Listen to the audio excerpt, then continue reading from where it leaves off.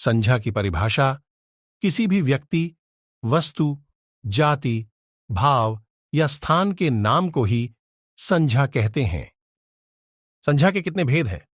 संज्ञा के भेद में बहुत कंफ्यूजन रहती है। 3 है या 5 है? आज यह कंफ्यूजन दूर हो जाएगी जब पेपर में पूछे। संज्ञा के मुख्य भेद 3। मूलतः भेद ये 3 है। जब संज्ञा के कुल भेद पूछे तो 5 है। कुल भेद 5 जो इस प्रकार है: व्यक्तिवाचक, जातिवाचक, भाववाचक, द्रव्यवाचक, संज्ञा, समूहवाचक। व्यक्तिवाचक संज्ञा: जिस शब्द से किसी विशेष व्यक्ति, वस्तु या स्थान के नाम का बोध हो उसे व्यक्तिवाचक संज्ञा कहते हैं। गंगा, ट्रिक नाम सुनते ही आप उसे स्थान पर पहुंच जाऊं तो वह व्यक्तिवाचक संज्ञा है। जैसे गंगा और नदी। गंगा एक तरह का व्यक्तिवाचक है। आप घूम के गंगा के पास पहुंच गए। नदी, कौन सी नदी? इसलिए नदी एक जातिवाचक। ताजमहल, इसी तरह ताजमहल आगरा में है और धरोहर, आप उसे स्थान पर नहीं पहुंच सकते। धरोहर बहुत सारी हैं, इसलिए धरोहर एक जातिवाचक है। रामायण एक पुस्तक है। आप डायरेक्ट रामायण पर पहुंच गई हैं। वही पुस्तक है। रामायण वाली आपसे पूछा जाए कि पुस्तक एक जातिवाचक है। जातिवाचक संज्ञा: जिस शब्द से एक जाति के सभी प्राणियों अथवा वस्तुओं का बोध हो उसे जातिवाचक संज्ञा कहते हैं। पर्वत कौन सा पर्वत इसलिए जातिवाचक है।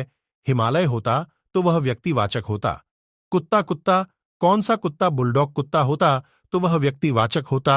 नदी कौन सी नदी गंगा होती तो वह व्यक्ति बैठक होता। मनुष्य, अब बताओ, मनुष्य एक व्यक्तिवाचक है या जातिवाचक? मनुष्य एक जातिवाचक है, क्योंकि हमको यह नहीं पता कौन सा मनुष्य, लेकिन किसी का नाम लेकर पुकारते, जैसे राहुल, यह व्यक्तिवाचक होता। हनुमान हम समझ गए, यह रामायण वाला हनुमान है, इसलिए यह व्यक्तिवाचक संज्ञा है, क्योंकि हम उसे स्थान पर पहुंच गए, इसलिए सही व्यक्तिवाचक है। भाववाचक संज्ञा बनाते समय शब्दों के अंत में प्रायः पर्णे, त्व, ति आदि शब्दों का प्रयोग किया जाता है। 21+ प्रत्यय, स्त्रीत्व, मोटाई, बुरा नहीं बुराई, इसमें ही प्रत्यय है, जब जाकर भाव उत्पन्न होता है। पढ़ाई, बचपन।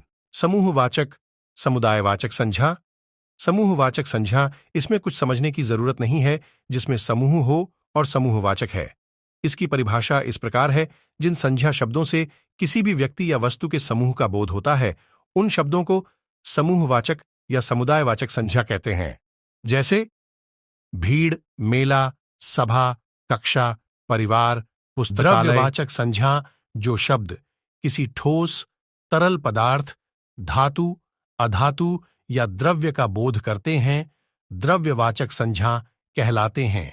जैसे कोयला, पानी, तेल, घी, लोहा, सोना, चांदी, हीरा, सब्जी आदि।